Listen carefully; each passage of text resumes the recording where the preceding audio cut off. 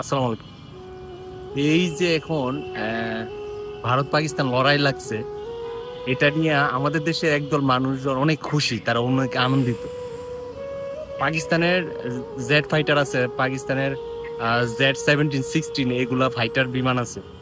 তারপরে হচ্ছে ভারতের রাফাল আছে। সো বাংলাদেশের কি আছে? ওনারা ভাবতেছে ভারত পাকিস্তান যুদ্ধ লাগলে বাংলাদেশ বাইসা যাইব, মানে কোনো একটা পক্ষ নিয়ে নিব, বাংলাদেশ নিয়ে এসে তারপরে তাদের সাথে ইয়ে করবে। তো আমি এদিকে যাচ্ছি না, কেডা কোন পক্ষে যাইতেছি না। সবচেয়ে বেশি ক্ষতিগ্রস্ত হবে কারা জানেন? কাশ্মীররা। লাভবান হবে ভারতেরই, কারণ এমনিতেই তো কাশ্মীরটা মোটামুটি দখলে নিয়ে গেছে। And এই যুদ্ধের ফলে পাকিস্তানের কিন্তু হামলা করবে কাশ্মীরকে ঘুরে ফিরে।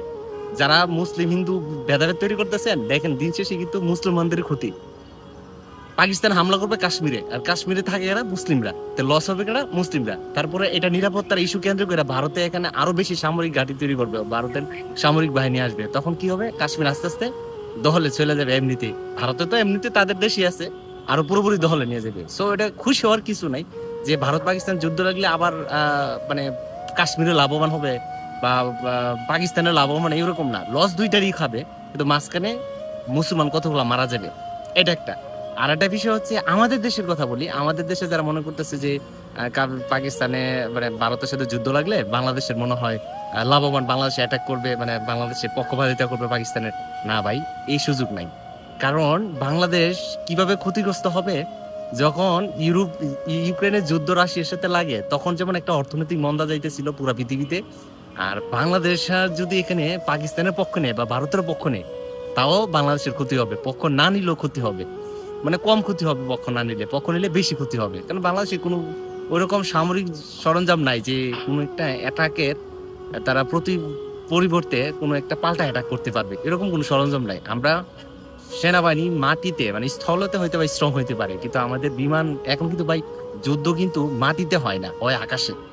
যাদের যত মানে বিমান বাহিনী যত স্ট্রং, তারা তত বেশি শক্তিশালী। যাদের নৌবাহিনী যত স্ট্রং, তারা বেশি তত শক্তিশালী। সেনাবাহিনী সব দেশের সমান সমান শক্তিশালী দিক থেকে, সবাই সমান সমান, কিন্তু বিমান বাহিনী নৌবাহিনীর ক্ষেত্রে কিন্তু অনেক তফাৎ। তো আলটিমেটলি হচ্ছে বাংলাদেশের হচ্ছে লস কিভাবে হবে, মানে একটা ক্রাইসিস যাবে, অর্থনৈতিক ক্রাইসিস যাবে।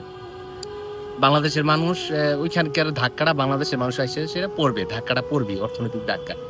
আর তাছাড়া হচ্ছে বাংলাদেশের মানুষ মনে করতেছে যে ভারতের পক্ষ নিলে বা পাকিস্তানের পক্ষ নিলে মনে হয় এটা দেশপ্রেমের প্রকাশ করবে। না ভাই, দেশপ্রেমের প্রকাশ করবে। যুদ্ধ কখনোই কোনো দেশকে উন্নতি করতে পারে না। আপনি আশেপাশে তাকায় দেখেন, যারা যুদ্ধ করছে সব ধ্বংস হয়ে গেছে। ভারত পাকিস্তান এটা একটা কৌশলগত ভাবে যুদ্ধ। আপনি দেখেন পাকিস্তানে যে হামলাগুলো হয়েছে, একদম স্পেসিফিক ভাবে হামলা হয়েছে, যে যে জায়গাগুলো মসজিদ আছে বা ওইখানে তারা হামলা করা হয়েছে। এখন পাল্টা হামলা কেন পাকিস্তান দেরি করতেছে, এটা ব্রেন খাটায় দেখেন।